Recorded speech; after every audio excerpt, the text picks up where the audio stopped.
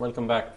خیر صاحب, ابھی تو ہم ہسٹری کے بارے میں بات کر رہے ہیں. محترمہ جب بھٹو صاحب کی ایگزیکیوشن کے بعد پاکستان آئی, اس وقت آپ کیا سمجھتے ہیں, جس طرح آپ خود ابھی کہہ رہے تھے کہ محترمہ کے ارد گرد جس طرح سے ایجنسیز نے انہیں ہڈل کر لیا تھا, جی محترمہ بھٹو صاحب کے اگر دیکھا جائے ان کی پیڈگری کو فالو کر رہی تھی, بھٹو لیگیسی کو لے کے چل رہی تھی, آپ کیا سمجھتے ہیں جو ڈیسیجنز محترمہ اس وقت لے رہی تھیں, جو لیے جا رہے تھے, کس حد تک آپ سمجھتے ہیں کہ محترمہ کا ویژن تھا کہ وہ دیکھ رہی تھی کہ ان لوگوں نے مجھے ہڈل کر لیا ہے اور میں اپنا راستہ بنا جاؤں گی؟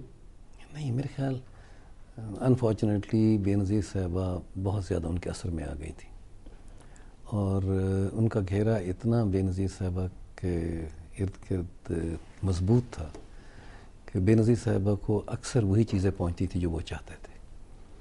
اور ان کو اس وقت جو پیپلز پارٹی کے مخالف تھے ان کی سپورٹ بھی تھی, ایجنسی کی سپورٹ بھی تھی, اور ٹوٹلی ہر قسم کے جیسے فلی آرگنائزڈ یہ مافیا تھا جو بے نظیر صاحبہ کے ارد گرد رہا.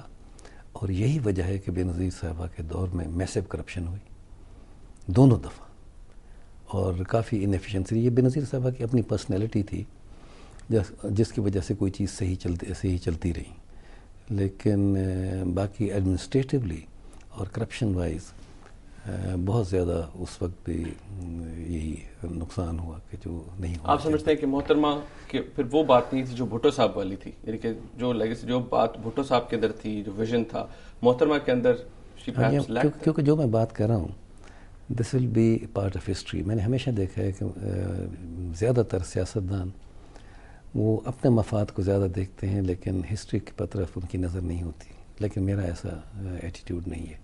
میں سمجھتا ہوں کہ باقی بے نظیر صاحبہ میں وہ ویژن اور وہ ڈیپتھ نہیں تھی جو ذوالفقار علی بھٹو میں تھی, لیکن ان سے بہت بہتر تھی, لیکن وہ بات نہیں تھی. مطلب اپنے کنٹمپریز میں سے بہتر تھی, لیکن بھٹو صاحب والی بات نہیں تھی. بلکہ ایک حد تک عجیب چیز ہے کہ بے نظیر صاحبہ کو ایک قسم کا ذوالفقار علی بھٹو صاحب سے کمپلیکس ہو گیا تھا. نا فار انسٹنس ایک دفعہ ایک جیسے آپ اور ہم بیٹھے ہیں ٹی وی پہ ایک پروگرام تھا, تو ایک صاحب تھے بہت ہی, مجھے ان کا نام نہیں یاد, تو ان نے بھٹو صاحب کی بہت تعریف کی اور آخر میں یہ کہا کہ بھٹو صاحب کے بعد اب اور کوئی ایسا لیڈر نہیں ہے جو ان کو ریپلیس کر سکے, میں اس سین پہ کوئی ایسا نہیں دیکھ رہا.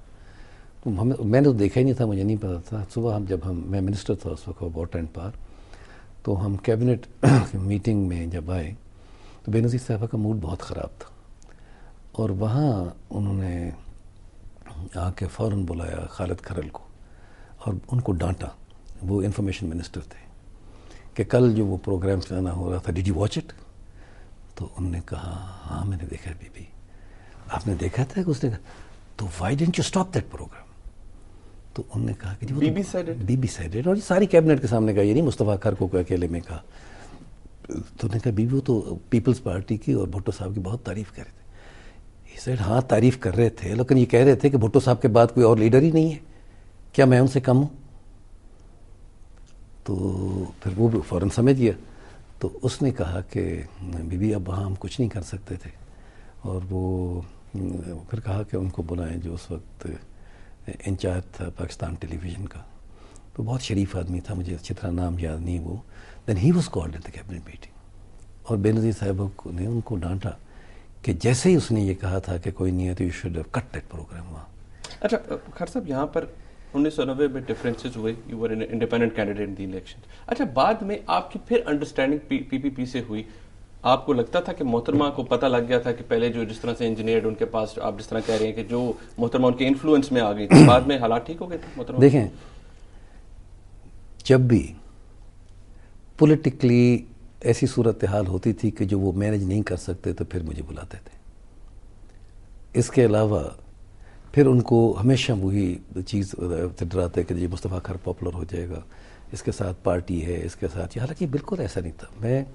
میری دلی خواہش تھی, اور خاص طور پہ مقصد جس فیملی بیک گراؤنڈ سے میرا تعلق ہے, ہم تو ہمیشہ یہ چاہتے ہیں کہ اگر ہمارا دوست نہ رہے تو اس کی اولاد سے ہماری لائلٹی زیادہ ہوتی, لیکن ان کو ہمیشہ یہ چیز کرتے رہے کہ مصطفیٰ کھر آپ کے لیے تھریٹ ہے. نا فار انسٹنس جو یہاں ایک الیکشن ہوا تھا حلقہ 99 کا, بڑا فیمس الیکشن تھا, اور وہ الیکشن بی بی نے مجھے بلایا, جیسے آپ اور ہم بیٹھے, کہا کہ انکل اب چیف منسٹر ہمارے مخالف ہیں اور فوجی جو ہیں وہ بھی ہمارے ساتھ نہیں ہیں، اور میرے جو ساتھی ہیں، اور اس وقت یہ سارے ان کے جنرل سیکرٹری جنرل وغیرہ بی بی کے ساتھ، یہ گھبراتے ہیں اور یہ کہتے ہیں کہ ہم بائی الیکشن نہیں لڑ سکتے کیونکہ ہمیں وہاں نہ جیتنے دیں گے اور باقی بہت زیادہ وہاں نقصان ہوگا. لیکن اگر ایسا ہوا تو یہ غلط میسج کنوے ہوگا اسٹیبلشمنٹ کو اور فوج کو کہ میں پرائم منسٹر ہوں اس ملک کی، اور پنجاب میں ایک سیٹ پہ الیکشن ہارنا جیتا تو اور بات ہے لیکن لڑ بھی نہیں سکتی. تو مجھے صرف تم ہی نظر آئے ہو، تو میرے باپ کے دوست ہو. مجھے یہ پتا ہے کہ الیکشن جیت تو ہم نہیں سکتے، لیکن مجھے یہ معلوم ہے کہ آپ پیچھے نہیں ہٹو گے. تو یہ میری عزت کا سوال ہے کہ آپ یہ الیکشن کو کنڈکٹ کریں، اور ٹوٹل کیمپین آپ کے ہاتھ میں ہوگی، جیسے آپ چاہیں گے ویسے ہوگا، لیکن الیکشن شوڈ بی فاٹ. سو میں نے کہا بی بی الیکشن بھی لڑیں گے اور انشاءاللہ آپ دیکھیں ہم الیکشن جیتیں گے. He said no that is impossible. میں نے کہا سیاست میں کوئی امپاسبل کا ورڈ نہیں ہوتا. ایسے ہی ہوا. I headed that election campaign, اور وہ ناممکن تھا، and we won that election. اور جب میں واپس آیا تو بی بی کی خوشی کے کوئی انت نہیں تھی. تو بی بی نے کہا کہ now you will be my chief minister in Punjab because nobody else could have delivered the way you have done it.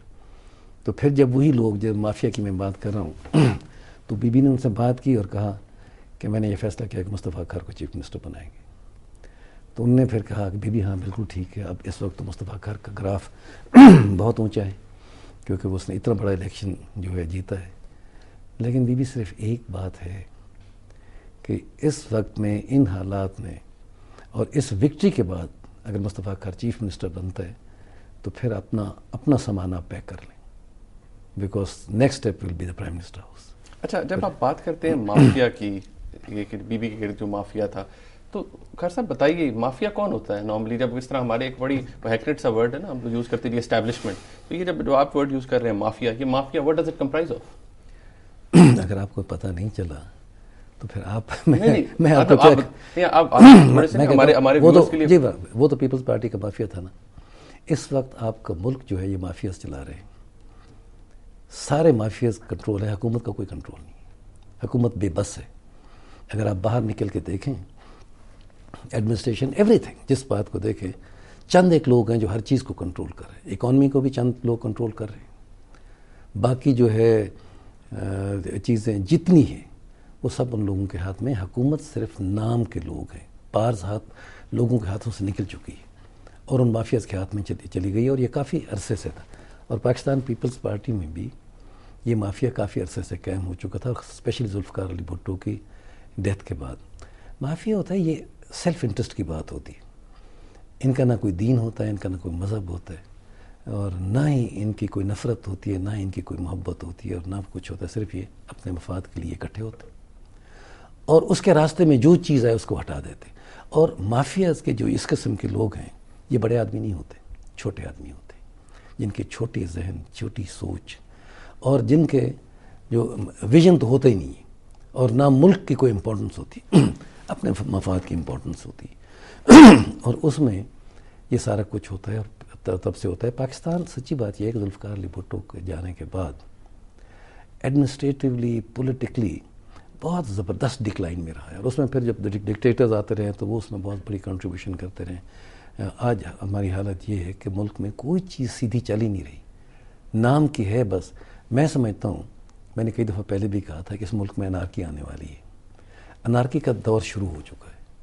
اب صرف اناؤنسمنٹ کی بات ہے، اور وہ سب ہے اسی لیے کہ اس ملک کا ایڈمنسٹریٹو کنٹرول انسٹیٹیوشنز کے ہاتھ میں نہیں ہے، انڈیویجولز کے ہاتھ میں. اور وہ انڈیویجولز بھی سمجھتے ہیں کہ ہمارے ہاتھ میں، لیکن ان کے ہاتھ میں نہیں ہے. خیر صاحب، میں مزید اس پہ بات کرنا چاہوں گا کہ آپ کی جو اسٹیٹمنٹس تھی اس کے حوالے سے آپ کرٹیسزم ہے کہ جی آپ نے محترمہ کی ڈیل کے حوالے سے جو ہو رہی تھی پریزیڈنٹ مشرف کے ساتھ آپ کی اسٹیٹمنٹس تھی، اور اس پہ ایک نہیں تھی، بہت سے تھے، اس کے اوپر ڈیفینیٹلی میں بات کروں گا، لیکن اس بریک کے بعد ہمارے ساتھ رہے گا.